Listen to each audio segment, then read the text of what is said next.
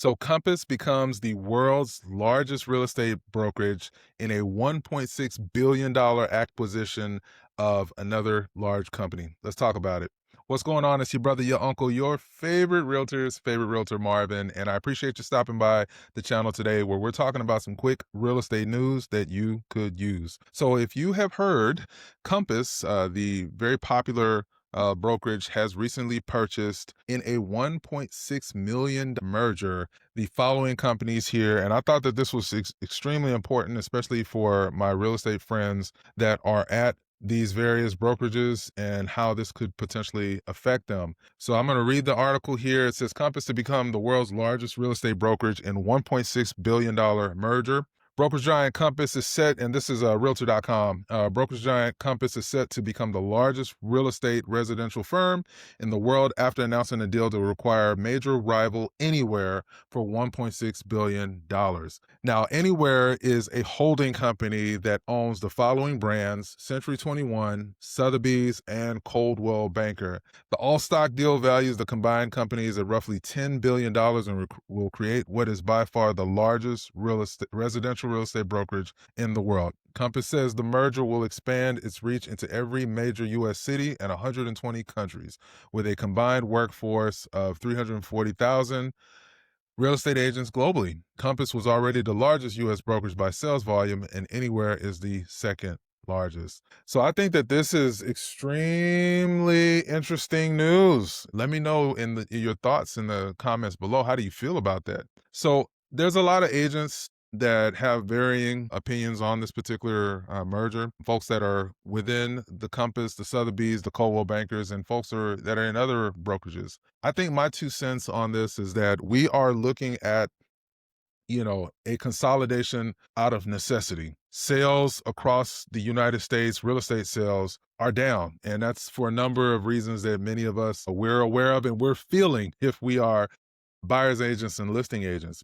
So if these companies, which are all brick and mortar companies, they have overhead, they have offices, they have agent headcount, they've got other expenses tied to being a brokerage. And if those agents are not selling homes, that's going to be a problem for many of these brokerages because they depend on that headcount to sustain themselves. That's the brick and mortar 101. So you have companies that are cloud based, like a Real Broker where I am, who are cash positive and they don't charge agents any kind of monthly fees because their overhead as a company is very, very low when you're a cloud based brokerage. But when you are a traditional brick and mortar, you've got to pay for that air conditioning. You've got to pay for that Wi-Fi. You've got to pay to operate whether your agents are selling a home or not. So probably, if I'm guessing, many of these brokerages were losing agents to cloud-based brokerages. And in addition to that, overall home sale prices are very, very low just as a nation.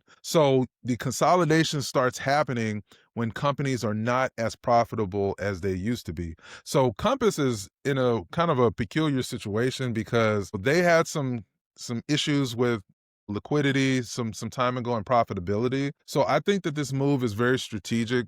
I love what Robert Refkin is doing, and I have lots of folks that I know that are over at Compass. But it's them taking advantage of a situation right now, in my personal opinion. When you have the ability to present yourself to these companies that are in a ton of debt and they don't have any other options, acquisition usually is the most favorable way to go about it because now those resources that were all utilized by each company can be combined together and consolidated. And now instead of needing three different marketing departments, they're all leaning on one marketing department for all three or four brokerages. So if I were an agent, that's where I feel the agent is really truly not being looked at as the beneficiary of something like this because as agents, many of us, I'm broker agnostic personally. I'm at Real Broker because it makes sense for my business. It makes sense for my business partner's business. And it's a very low cost way to do business, but the upside is extremely there and excellent. And I get to do all kind of cool stuff. And every agent I partner with gets to do their business in a better, sharper, faster, more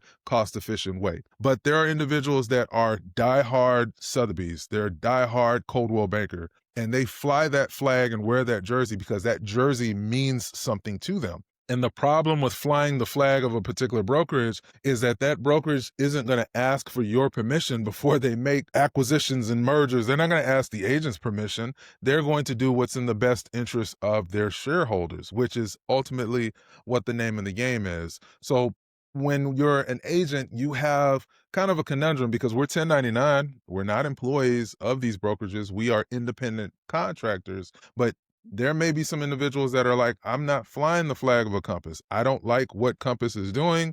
I don't like how they operate. I don't like the CEO. I don't like. So now that they're potentially merging together, because it still has to be regulator approved, that individual agent or that team or that indie brokerage that's connected to Sotheby's or Coldwell Banker, they're gonna have a conversation that they're gonna need to have with the agents that they are connected to. Because for some individuals, again, I don't know a whole lot about Compass. I like what they're doing from afar, but there are a lot of individuals that have problems with Compass, have problems with, Sotheby's or any type of attachment that they as the agent may not be in agreement with. They may not like the business practices. They may not like something about the leadership. So I think that those agents are going to have a decision to make. Personally speaking, I like the focus to be at least where our industry is going, to where it doesn't matter what company is on your for sale sign. Individuals are working with you because you are the brand. That's the way that I approach my business. My clients they didn't care when I changed over from EXP to Real. They could care less. But for me, I'm able to run my business a lot more efficiently and a lot better than I was at my previous brokerage. So if you're in kind of mindset of, I'm diehard Coldwell Banker, or I'm diehard Sotheby's, yes, Sotheby's, for example, they're known for the luxury and all that stuff. But as these companies start merging and gobbling up each other, what is it truly going to mean to be at a luxury brokerage when they're all owned by the same entity? So I think that it's a tough conversation that many of us as agents are going to have, where we are looking at ourselves as the commodity and not the particular brokerage the jersey that we're wearing for that particular brokerage. And you're going to have to start looking elsewhere just to see what's out there, right? This isn't a pitch to come to a place like Real. If you are happy where you are, that's great. But just know that the brokerage that you're at can and will make changes that you are not comfortable with. And if you're not comfortable with it, it's tough cookies. Or you'll have a decision to make to say, you know what, I need to focus on me as the individual. It's not about the brokerage. It's not about the jersey I'm wearing. It's about where I can do business most efficiently for my life and my family, because I'm tired of paying those franchise fees anyway. So I'm going to go see what these cloud-based brokerages are looking like. I mean, truly, you have to start taking a step back and analyzing the playing field. It really doesn't matter what brokerage you're with at the end of the day. You just have to be at the best place for your goals and your business. You might be an indie broker, and that's great. You might feel like, you know what, I want my own thing. I want total freedom and independence. But then when the time comes for compliance, I'm tired of babysitting those agents that are part of my indie brokerage or my team. And it might be better for you to start aligning yourself with a cloud-based type of brokerage that lets you truly do your thing, like Real Brokers private label program, which lets you operate as your own entity and just have Real in the background as a chassis, but all of your marketing and everything is still your brand as an indie broker. That's offered here at Real Brokers. It's not offered anywhere else to my knowledge, because I've looked. But I think that you have to start to see the writing on the wall. If home sales and just the housing market in general continues to kind of move and just kind of change into things that new frontier that we may not be prepared for, I think now is the time to start preparing. I didn't know this announcement was coming. And I'm sure all of the realtors at Compass and Sotheby's and Coldwell Banker, they didn't know this was coming, right? Because these are backroom deals that are happening, that when they're made public, then it kind of is what it is. That means the deal is done and the ink is dry. So you got to start looking at your business and seeing, okay, if my brokerage shut down tomorrow, what happens to me? Is my identity tied to that brokerage, or have I created my own personal brand? That way I'm not just an agent for Big Red, for example, but I'm actually a brand in and of myself, where my clients, my subscribers on my social media, they don't know or care what brokerage I'm connected to. They're just there for me. me, and I'm there to serve them as my most authentic self and start making those changes. So if you want to have a conversation on